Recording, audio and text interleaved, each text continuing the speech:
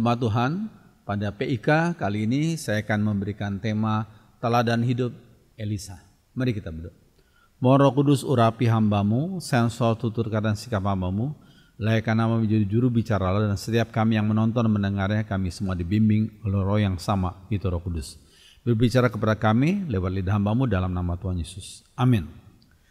Teladan hidup Elisa yang kita baca dalam 1 Raja-Raja 19 ayat 18 sampai 21 sampai 20. Ya, maka berangkatlah Elia dan mendapatkan Elisa yang sedang membajak. Ada 12 pasang sapi di depannya dan Elisa sendiri membajak dengan pasangan sapi yang terakhir. Ketika Elia lewat dekat Elisa, Elia melepaskan jubahnya dan menghamparkannya ke bahu Elisa. Maka Elisa meninggalkan sapi-sapinya dan berlari mengejar Elia, serta berkata, "Izinkanlah saya minta diri dahulu kepada orang tua saya, kemudian saya akan mengikuti Bapak." Sahut Elia, "Silakan, saya tidak melarang engkau, ingatlah apa yang telah kuperbuat kepadamu." Saya ambil dari terjemahan sehari-hari. Ya, arti nama Elisa adalah Allah adalah penyelamat. Allah adalah penyelamat. Dia adalah orang pilihan Tuhan untuk menggantikan Elia yang pernah mengalami depresi dalam pelayanannya. Kita lihat dalam 1 Raja-Raja 19 ayat 16.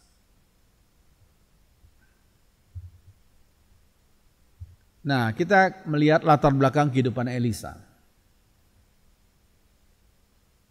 Pertama, Elisa dari keluarga yang takut akan Tuhan.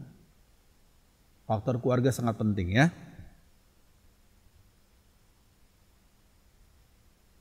Mungkin sekali Elisa dan keluarganya adalah bagian dari 7.000 orang yang tidak menyembah Baal. Kita lihat dalam 1 Raja-Raja 19 ayat 18. Ya. Mereka sudah lama berdoa untuk kebangunan rohani dan kebangunan moral bagi Israel. Ini bahasa Inggris saya kutip ya. What you pray, you should pay. Apa yang Anda doakan, Anda harus bayar. Bayarnya maksudnya bayar harga. Ya, berani bayar harga pengorbanan itu. P di sini bukan berarti uang, tapi pengorbanan secara luas. Ya. Mereka adalah pendukung Nabi Elia dari belakang layar. Ya. 7.000 orang tuh mereka pendukung Nabi Elia dari belakang layar. Wujud dukungannya, Elisa dan orang tuanya tidak keberatan terhadap panggilan dari Nabi Elia. Mereka sudah berdoa. Dan dari antara mereka yaitu Elisa dipanggil untuk satu kali menggantikan Elia. Nah, mereka berani berdoa dan mereka berani bertindak dan berkorban bagi Tuhan. Ya. What you pray, you should pay. Ya. Oke. Mantel dari kulit yang berbulu adalah tanda dari jabatan Nabi. Mengapa Allah memilih Elisa yang bukan dari sekolah para nabi yang ada di Betel dan Yeriko waktu itu? Mengapa Allah justru memilih Elisa yang bukan dari sekolah para nabi itu? Ya. Karena sikap hati dan karakter itu penting. Sikap hati dan karakter Elisa yang berkenan di hadapan Tuhan.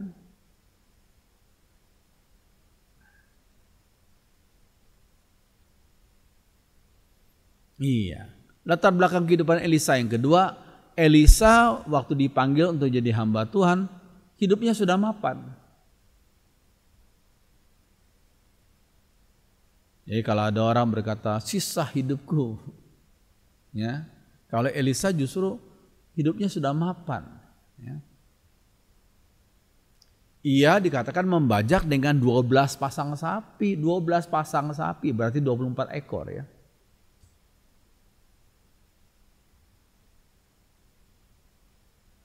Semua sapi itu adalah miliknya sendiri. Jadi berapa luas tanah garapannya itu ya, tanah pertaniannya itu ya. Ia punya beberapa anak buah bahkan dalam 1 Raja 19 ayat 21.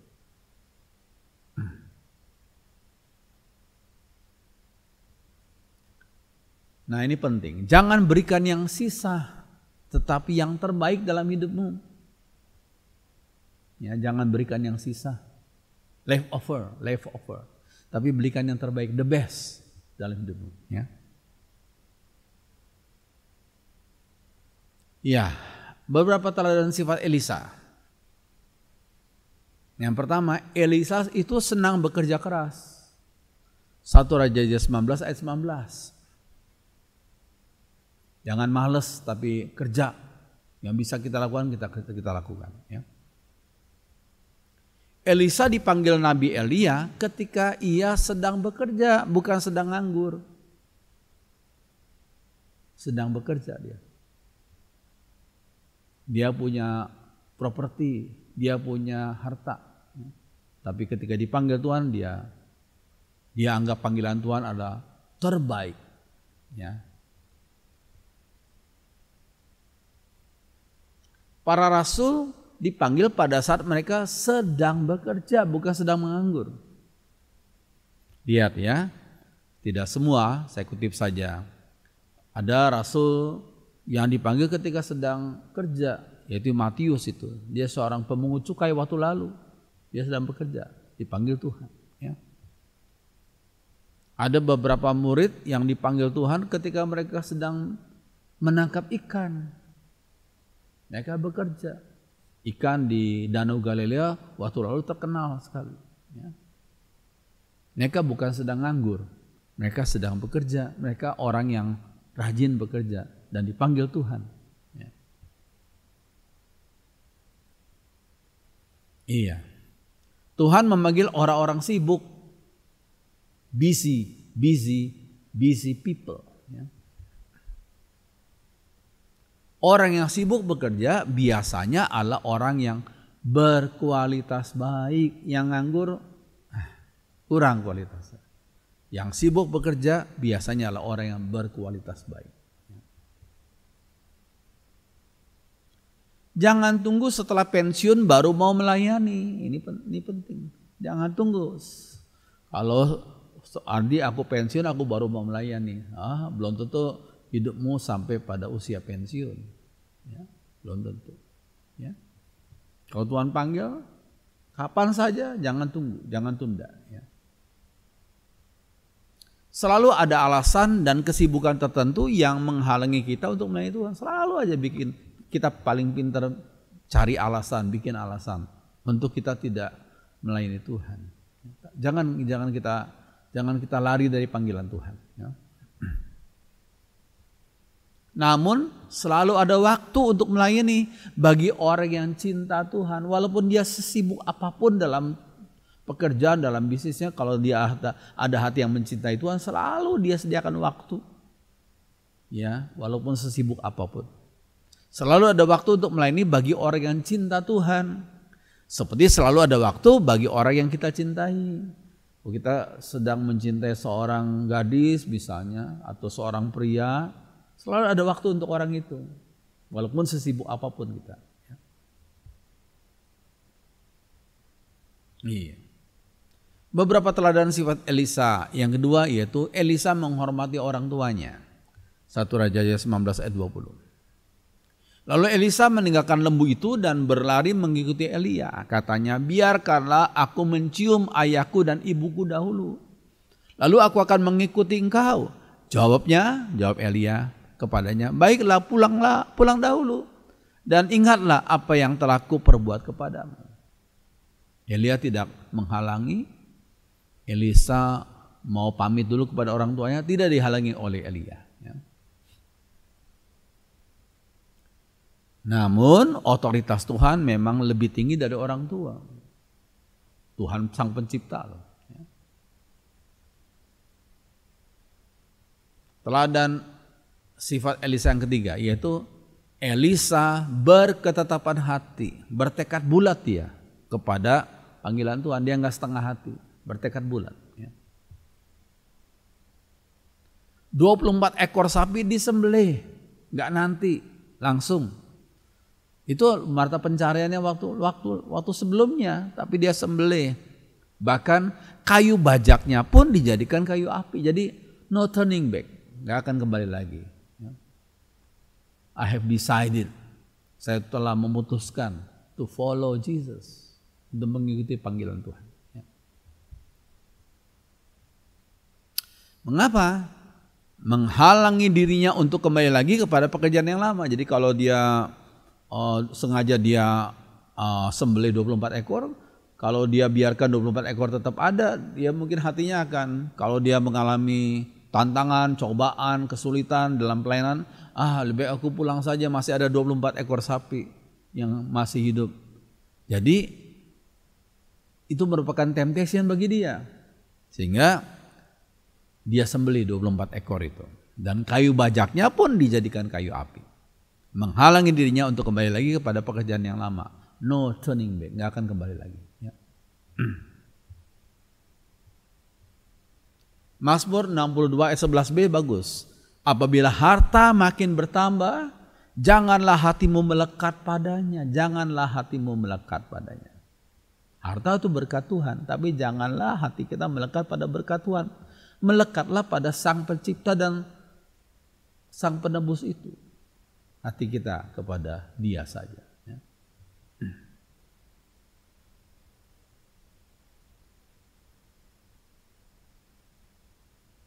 Mengapa Tuhan memberi perintah yang ekstrim kepada seseorang yang datang kepadanya? Perintah Tuhan seperti ekstrim gitu ya. Matius 19 ayat 21, ini ya perintah yang ekstrimnya. Kata Yesus kepadanya, jikalau engkau hendak sempurna, pergilah, jualah segala milikmu dan berikanlah itu kepada orang-orang miskin, maka engkau akan beroleh harta di surga. Kemudian datanglah kemari dan ikutlah aku. Ini kan perintah yang ekstrim sekali nih. Ini orang kaya ini. Jualah segala milikmu dan berikanlah kepada orang miskin.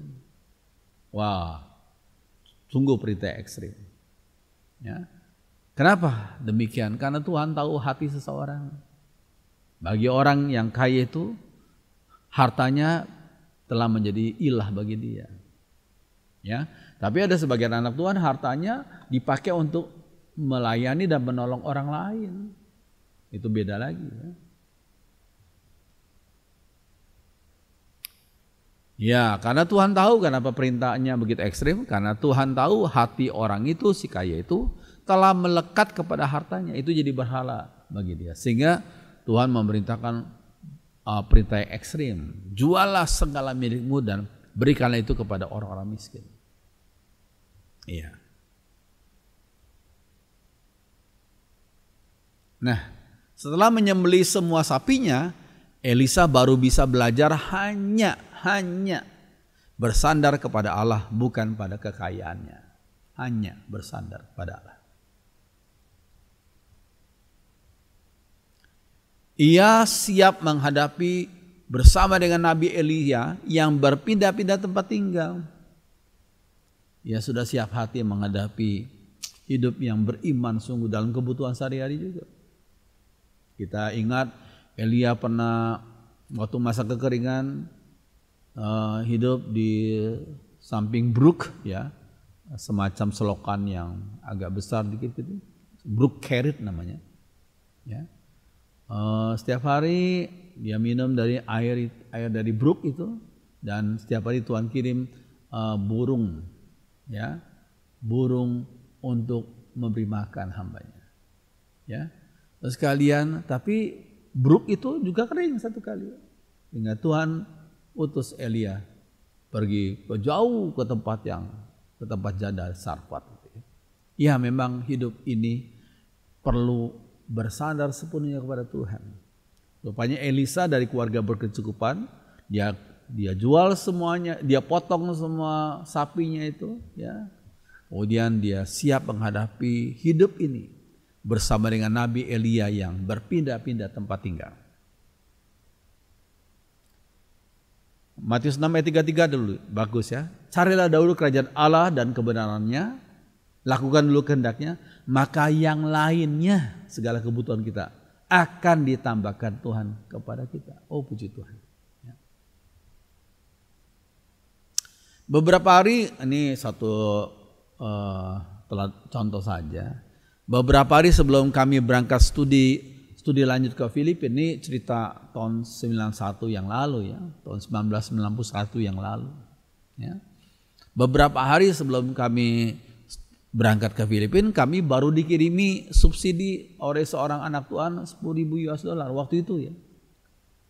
Kami sudah jual, kami ada mobil yang sederhana kami jual TV, kami kumpul-kumpul, ternyata paling-paling cuma bisa hidup mungkin hanya beberapa bulan saja.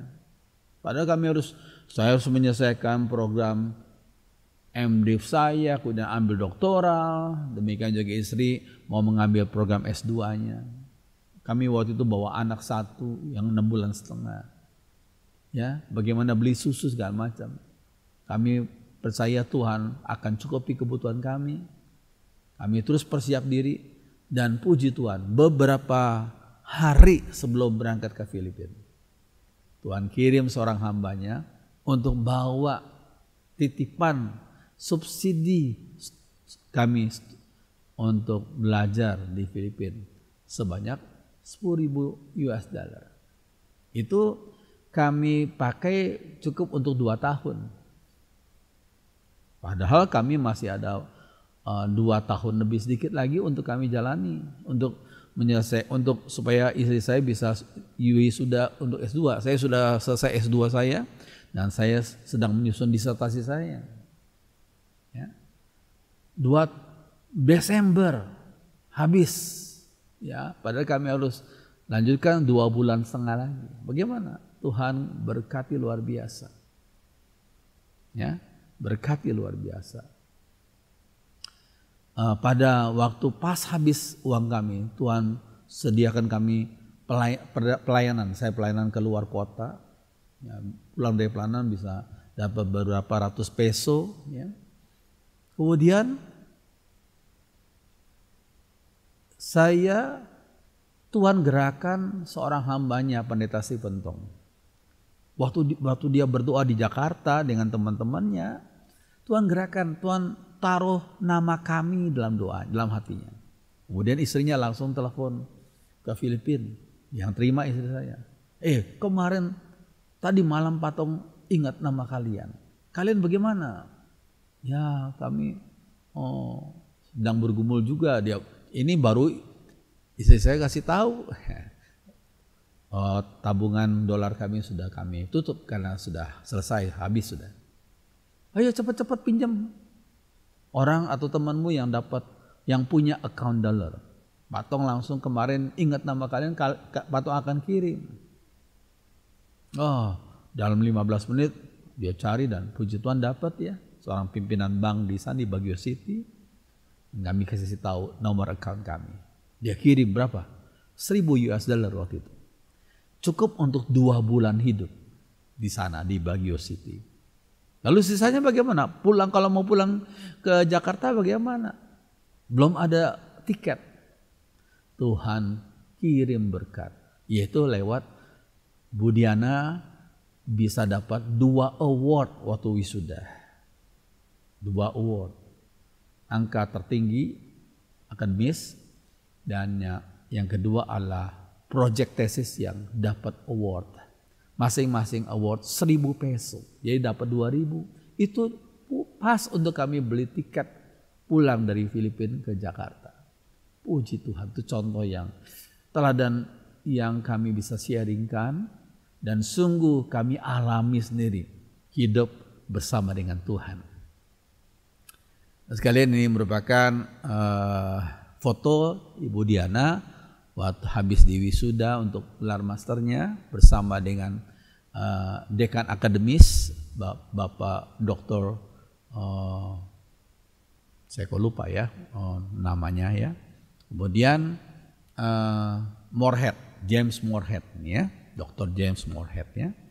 Ini ya tahun 96 saya balik lagi ke sana untuk menyelesaikan, memperbaiki disertasi. Saya sendiri pergi ke Baguio City dan puji Tuhan bisa diwisuda untuk gelar doktor THD ya. Nah, ini salah seorang profesor kami yang mengalungkan puding yang bagus ya, puji Tuhan. Puji Tuhan. Di belakang adalah yang mengatur puding saya itu adalah seorang pendeta dari Hong Kong ya. Sekarang beliau sudah dipanggil Tuhan ya. Tahun 96. Puji Tuhan. Itu semua adalah anugerah Tuhan. Luar biasa ya. Nah, dari seorang bos, Elisa menjadi pelayan Nabi Elia. Dikatakan dalam bahasa Inggris, poured water on the hands of Elijah. Dia yang mengambil minuman bagi Nabi Elia. Dia belajar rendah hati. Tadinya dari seorang anak, seorang bos, sekarang melayani. Untuk dipersiapkan menjadi hamba Tuhan menggantikan Nabi Elia. Puji Tuhan. Nah, ini contoh yang bagus ini ya.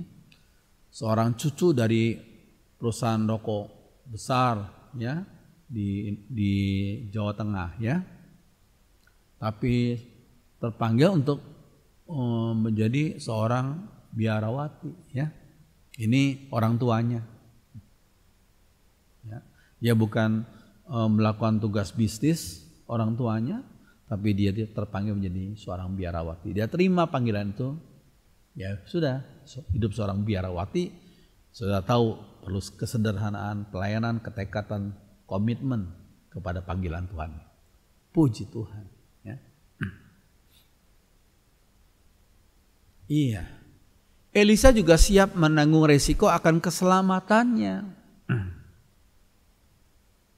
Raja Ahab dan Ratu Isabel sedang mengejar-ngejar Elia. Jadi kalau hidup bersama dengan seorang yang dikejar-kejar raja, harus siap-siap resiko juga ya. Karena Elia dikejar-kejar oleh Ahab dan Isabel. Elisa sebagai muridnya Elia siap-siap juga menanggung resiko ini ya. Iya. Teladan keempat dari sifat Elisa adalah Elisa setia menjadi pelayan dan murid bagi Elia. Pelayan dan murid bagi Nabi Elia.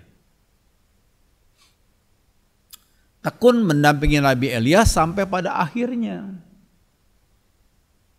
Enggak tanggung-tanggung sampai pada akhirnya. Selama pendampingannya itu ia belajar dengan sungguh-sungguh dari Elia. Belajar firman Tuhan dan belajar teladan hidup Elia. Elisa sabar menunggu waktu Tuhan untuk mengangkat dia sebagai pengganti Elia. Dia enggak mengadakan kudeta istilahnya. Dia sabar. Waktunya Tuhan waktu yang terbaik. Menunggu waktu Tuhan untuk mengangkat dia sebagai pengganti Elia.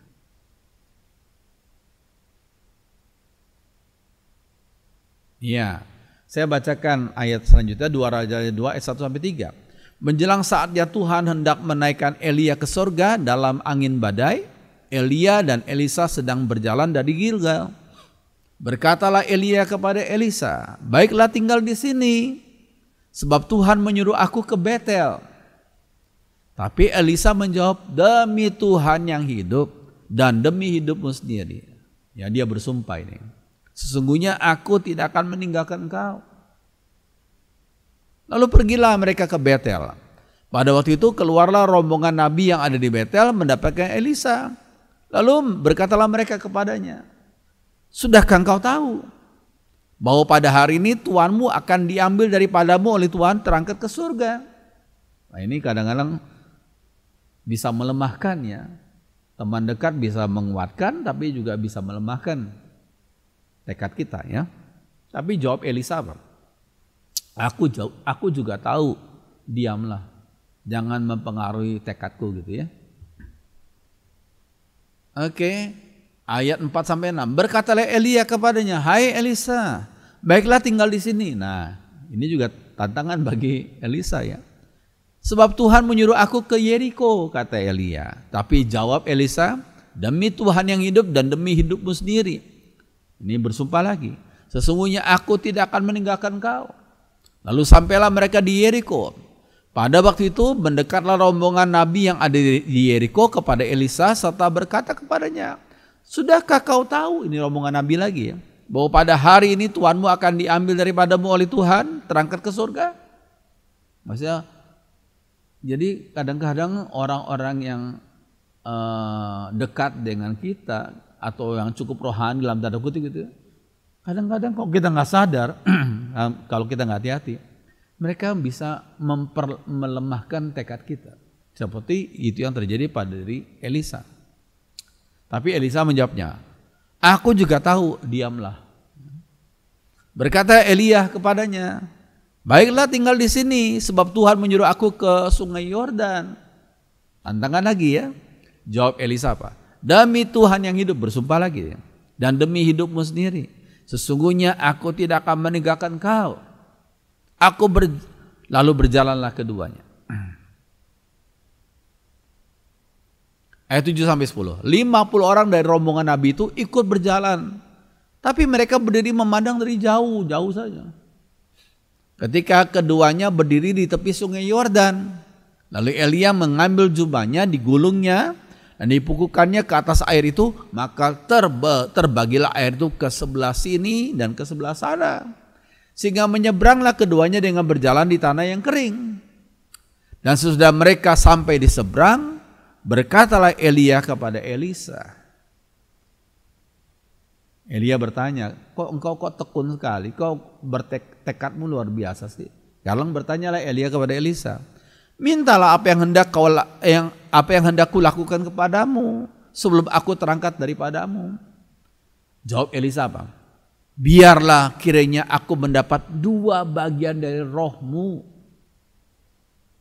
Berkatalah Elia, yang kau minta itu Allah sukar. Ya berarti memang orang yang belajar bela diri, kalau mau tingkat yang paling tinggi itu sukar. Nggak ada ya, sesuatu yang bagus itu mudah, nggak ada.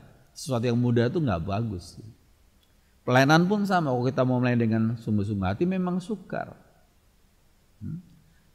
Biarlah kiranya aku mendapat 2 bagian dari rohmu, biar berkatalah Elia, yang kau minta itu adalah sukar. Tapi jika engkau dapat melihat aku terangkat daripadamu, akan terjadilah kepadamu seperti yang demikian. Dan jika tidak, nggak sampai engkau lemah, engkau nggak mau ikut ini, mengiring aku, mengikuti aku, ya itu tidak akan terjadi. Ya. Mendapat 2 bagian dari rohmu itu. Iya. Ayat 11-15. Sedang mereka berjalan terus sambil bercakap-kata, tiba-tiba datanglah kereta berapi dengan kuda berapi dari surga ya, memisahkan keduanya. Lalu naiklah Elia ke surga dalam angin badai. Ketika Elisa melihat itu, maka berteriaklah ia, Bapakku, Bapakku. Kemudian tidak dilihatnya lagi, lalu direnggutkannya pakaiannya dan dikoyakannya menjadi 2 koyakan. Sesudah itu dipungutnya jubah Elia yang ditinggal itu ya, yang dilemparkan itu ya, jubah Elia yang telah terjatuh itu. Lalu ia berjalan hendak pulang dan berdiri di tepi sungai Yordan. Ia mengambil jubah Elia yang telah terjatuh itu, dipukulkannya ke atas air itu sambil berseru, di manakah Tuhan Allah Elia? Ia memukul air itu, air sungai Yordan, lalu terbagi ke sebelah sini dan ke sebelah sana. Maka menyeberanglah Elisa. Ketika rombongan nabi yang dari Yeriko itu melihat dia dari jauh, yang suka nonton aja itu ya, mereka berkata, roh Elia telah hinggap pada Elisa. Mereka datang menemui dia, lalu sujudlah mereka kepadanya sambil ke tanah. Nah sekalian, nah berapa teladan daripada sifat Elisa ini? Yang kelima apa? Elisa fokus pada kerinduannya untuk menjadi nabi Tuhan yang efektif. Harus fokus.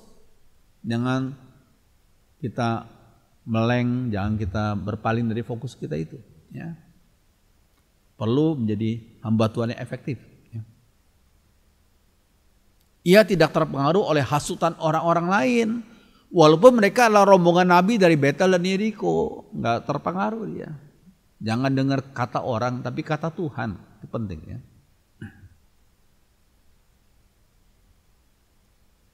Ayat 2 Raja 2 ayat 3. Pada waktu itu keluar rombongan nabi yang ada di Betel mendapatkan Elisa. Rombongan nabi loh. Orang rohani ini ya. Lalu berkata mereka kepada Elisa, sudahkah engkau tahu bahwa pada hari ini Tuhanmu akan diambil daripadamu oleh Tuhan terangkat ke surga? Ini kita biasa cari orang rohani ya. Tapi ternyata apa yang dikatakan oleh para nabi itu memang gak sesuai dengan pimpinan Tuhan. Sehingga Elisa berkata, aku tahu, aku juga tahu, diamlah. Ya.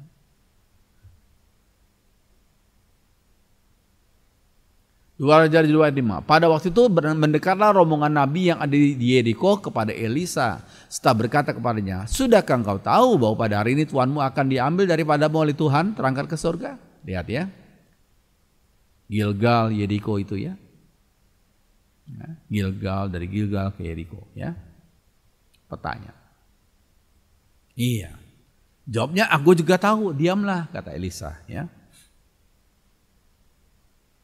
Terkadang lidah umat Tuhan, bahkan para pendeta, lidahnya bisa dipakai Tuhan. Ya, kita harus serahkan lidah kita untuk dipakai Tuhan. Namun tanpa mereka sadari, kalau kita nggak hidup sesuai dengan pimpinan Tuhan, bisa juga lidah kita dipakai iblis untuk melemahkan tekad kita, tekad hamba Tuhan lain, tekad umat Tuhan lain untuk melakukan kehendak dan pimpinan Tuhan. Hati-hati ya. Pakailah, kita mohon Tuhan, pakailah lidahku untuk melakukan kehendak Tuhan, bukan dipakai iblis untuk menghalangi pekerjaan Tuhan ya.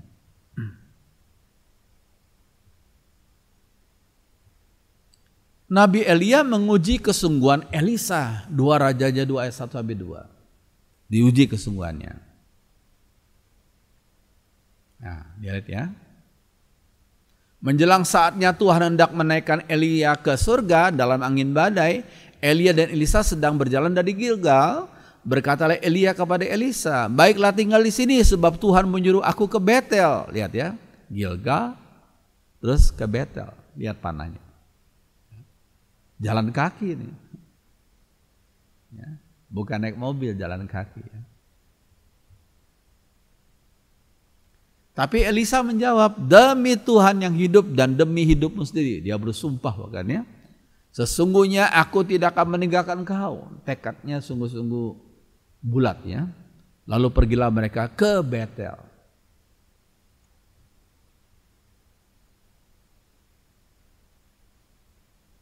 Dua Raja 2 ayat 4. Berkatalah Elia kepada Elisa, hai Elisa, baiklah tinggal di sini sebab Tuhan menyuruh aku ke Yeriko. Wah, dari Betel ke Yeriko. Luar kota ya. Jalan kaki ya. Tapi jawabnya, demi Tuhan yang hidup dan demi hidupmu sendiri, sesungguhnya aku tidak akan meninggalkan kau. Sungguh-sungguh gak berpaling hatinya. Lalu sampailah mereka di Yeriko.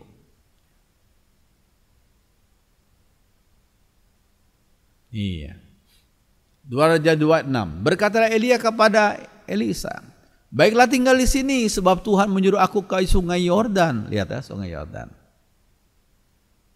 Betul-betul diuji tekadnya Elisa ya. Jawab Elisa, demi Tuhan yang hidup dan demi hidupmu sendiri, sesungguhnya aku tidak akan meninggalkan kau. Waduh. Lalu berjalanlah keduanya. Berjalanlah, bukan naik keledai atau naik kuda, apalagi naik mobil. Berjalanlah keduanya. Iya. Teladan ke-6 daripada Elisa. Elisa tuh bersikap ulet.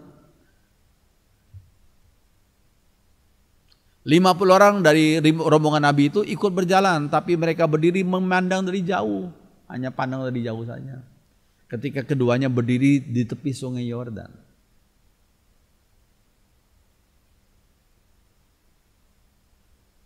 Lalu Elia ambil jubahnya, digulungnya dan dipukulkannya ke atas air itu, maka terbagilah air itu ke sebelah sini dan ke sebelah sana, sehingga menyeberanglah keduanya dengan berjalan di tanah yang kering.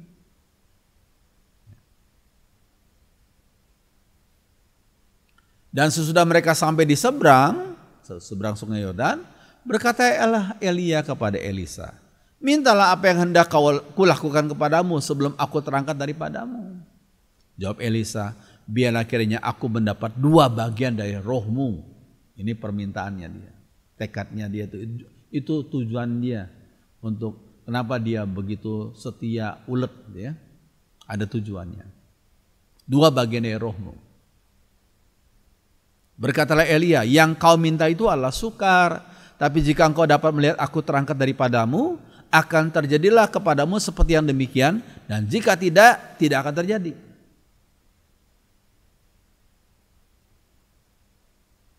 Sedang mereka berjalan terus sambil berkata-kata, tiba-tiba datanglah kereta berapi dengan kuda berapi memisahkan keduanya. Lalu naiklah Elia ke sorga dalam angin badai. Ketika Elisa melihat itu, maka berteriaklah ia, Bapakku, Bapakku. Lihat ya, saya senang gambar ini.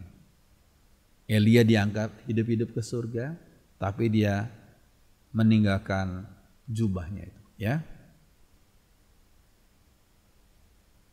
Kemudian tidak dilihatnya lagi, lalu direnggutnya pakaiannya dan dikoyakannya menjadi 2 koyakan. Sesudah itu dipungutnya jubah Elia yang telah terjatuh. Lalu ia berjalan hendak pulang dan berdiri di tepi sungai Yordan.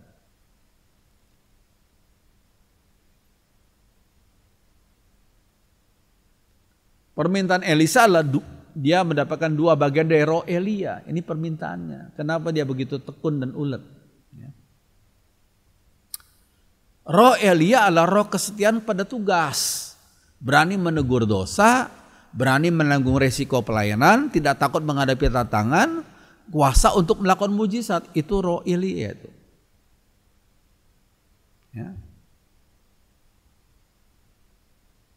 Elisa menjawab, wariskanlah kuasa Bapa kepada saya, ini dalam terjemahan sehari-hari ya, supaya saya dapat menjadi penggantimu. Terjemahan sehari-hari ini.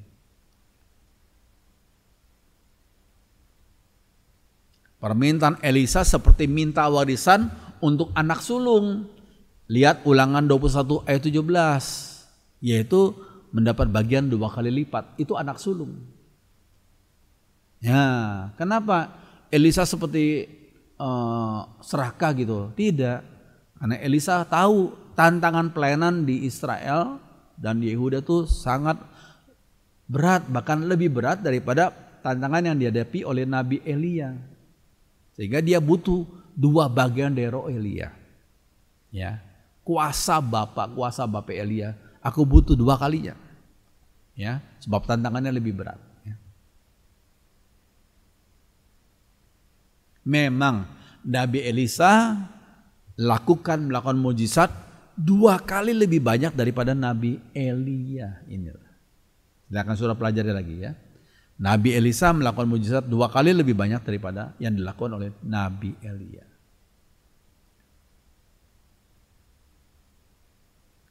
Matius 7 ayat 7-8. Mintalah maka kalian akan menerima. Carilah maka kalian akan mendapat. Ketoklah maka pintu akan dibukakan untukmu. Karena orang yang minta akan menerima, orang yang mencari akan mendapat, dan orang yang mengetok akan dibukakan pintu. Maksudnya kalau kita tahu itu benar dan kita tahu itu pas, itu pimpinan Tuhan, terus tekun, terus ulet. Mintalah, carilah dan ketoklah. Tekun. Jangan sekarang semangat, sebentar lagi akan loyo. Nggak konsisten. Kalau kita yakin di pimpinan Tuhan, tekunlah. Dan pada saatnya Tuhan akan menyatakan mujizatnya. Ya. Orang yang diberkati Allah yang berdoa, pertama berdoa, yang kedua berani bayar harga, bukan uang ya, harga maknanya lebih luas. Berani bayar harga untuk doanya itu. What you pray, you should pay. Apa yang kita doakan, itu harus bayar dengan resiko, dengan tantangan yang harus kita hadapi. What you pray, you should pay. Berani untuk berkorban. Dan berani untuk berubah juga. Kalau Tuhan mau kita berubah, mungkin sifat kita yang tidak benar di hadapan Tuhan kita mau ubah. Ya, cara hidup kita yang tidak benar kita mau ubah sesuai dengan kehendak Tuhan. What you pray, you should pay. Apa yang kita doakan, kita perlu doakan, tapi kita juga harus bayar tekad kita itu di hadapan Tuhan. Bayar dengan komitmen kita, bahkan dengan waktu kita, bahkan mungkin dengan uang kita. Ya.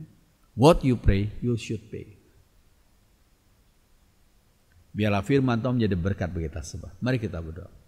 Roh Kudus menolong kami untuk memahami firman Tuhan dan menerapkan dalam hidup kami dan dalam hidup pelayanan kami. Terima kasih untuk teladan daripada Nabi Elisa. Tolonglah kami, tolonglah hamba-Mu, tolonglah setiap kami yang mendengarkan siaran ini. Semua kami dibimbing oleh Roh Kudus. Terima kasih dalam nama Tuhan Yesus. Amin.